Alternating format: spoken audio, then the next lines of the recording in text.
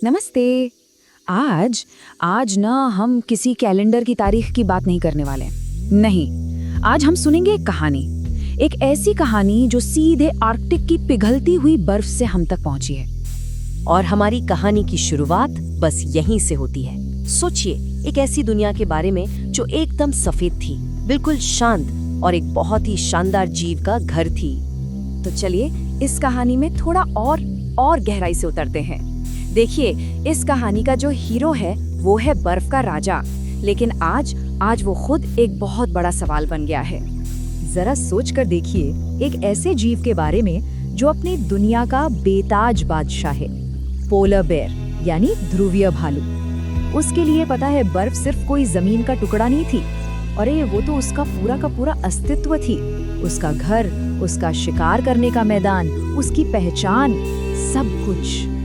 पर कहानी बदल गई, बहुत तेजी से बदल गई। जहाँ कभी मीलों मीलों तक बस सफेदी ही सफेदी दिखती थी, आज वहाँ खतरे का गहरा नीला पानी चमक रहा है। और ये बदलाव ये सिर्फ देखने में अलग नहीं है, ये एक बहुत बड़ी चेतावनी है। तो सवाल यही उठता है ना, कि इस राजा का घर, उसका पूरा साम्राज्य आखिर पिघल क्यों रहा है? क्या है इस कहानी के पीछे का साइंस?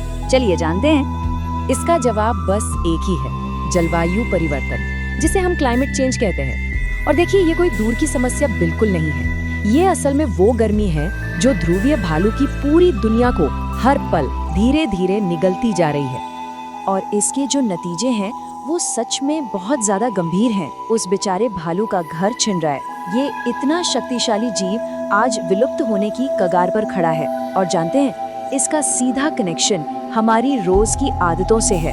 हम जो बिजली इस्तेमाल करते हैं, जो गाड़ियां चलाते हैं, हर चीज से। अच्छा, तो जब ये खतरा इतना बढ़ गया तो पूरी दुनिया ने मिलकर एक कदम उठाया, एक ऐसा दिन बनाया जो हमें इस खूबसूरत जीव की और इसके संघर्ष की याद दिलाता है। चलिए आगे बढ़कर देखते हैं कि इसकी शुरुआत कैसे हुई। तो ये दिन मनाया जाता है हर साल 27 फरवरी को। इसकी शुरुआत हुई थी साल 2009 में। एक ऑर्गेनाइजेशन है पोलर बेयर्स इंटरनेशनल, उसने कनाडा में इसे शुरू किया था। और देखते ही देखते ये पहल पूरी दुनिया में फैल गई।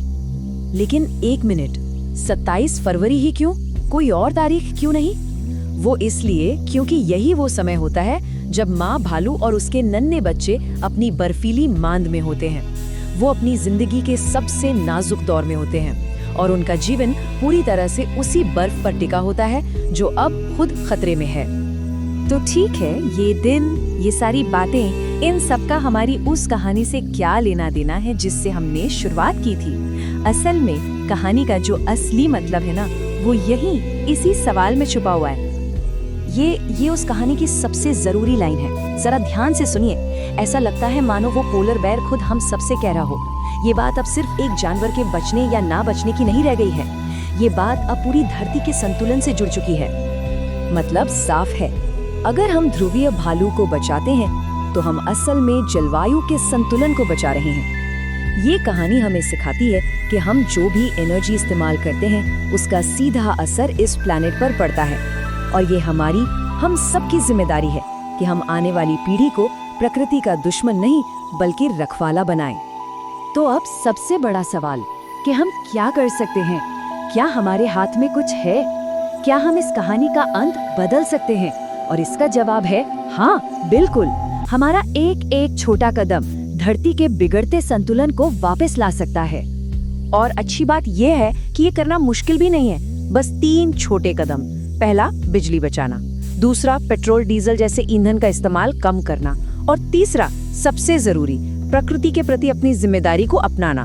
बस ये 3 कदम उस भालू के भविष्य की गारंटी बन सकते हैं। और एक बात हमेशा याद रखनी होगी कि ये काम हम सिर्फ अपने लिए नहीं कर रहे हैं।